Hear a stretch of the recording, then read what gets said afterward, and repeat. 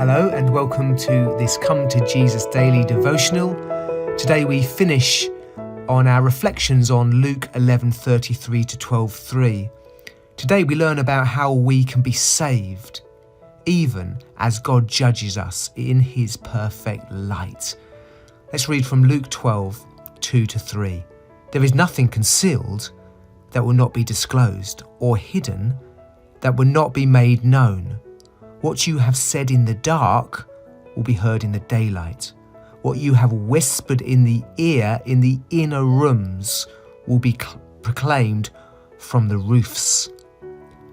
Today's lesson: let the light of Christ cast out your inner darkness, or let the light of Christ reveal your darkness in judgment.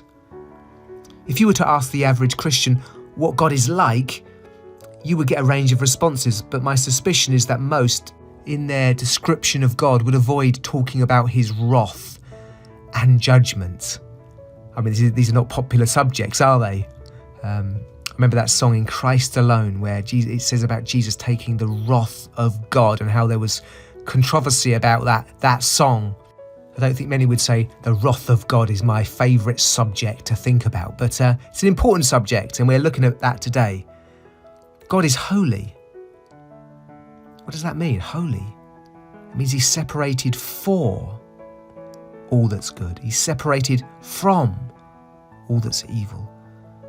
No one in heaven has any sin in them. Isn't that amazing to know? No angel, no saint that's in God's holy presence has any sin in them.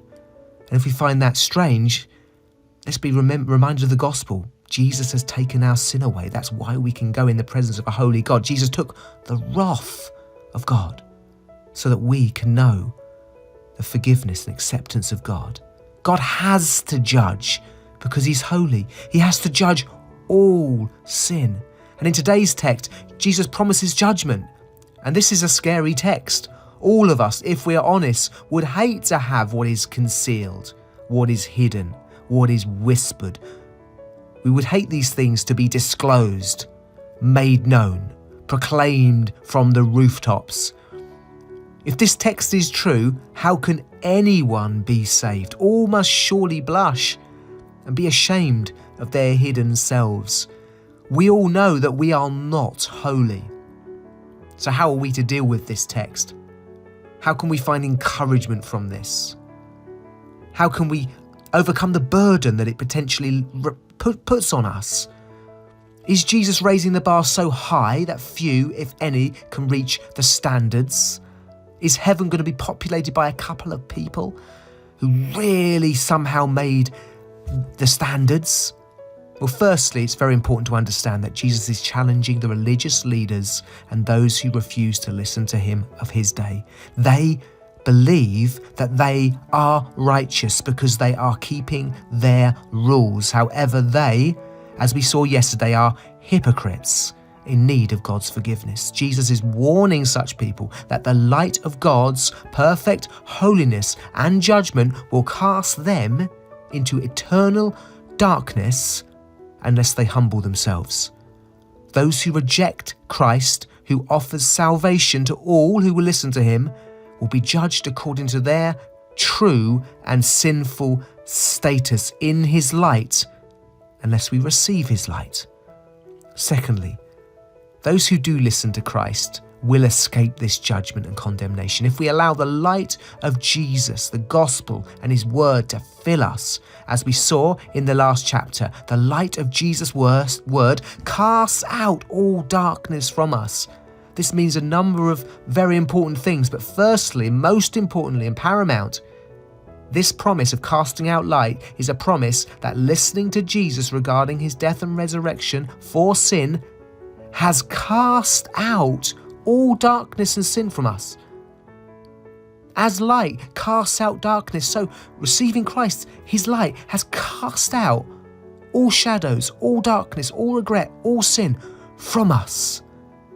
As light sends cockroaches fleeing for the shadows, so the gospel received by faith causes the guilt of sin to be expelled.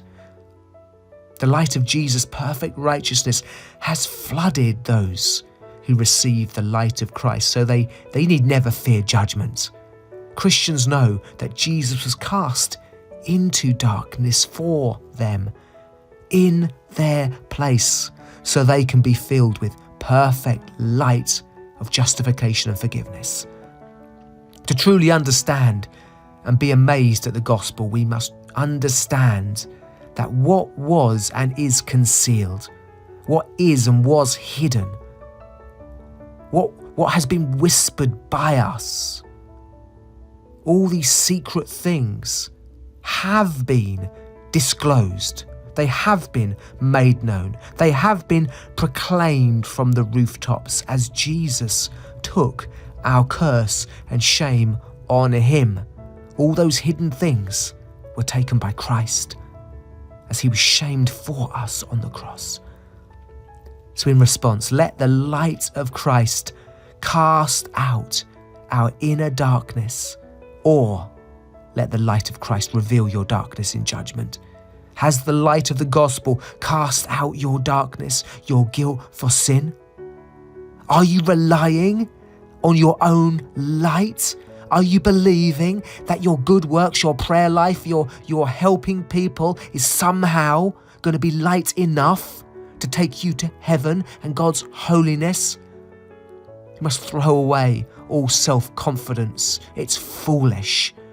Let the light of Christ fill you through faith in Christ.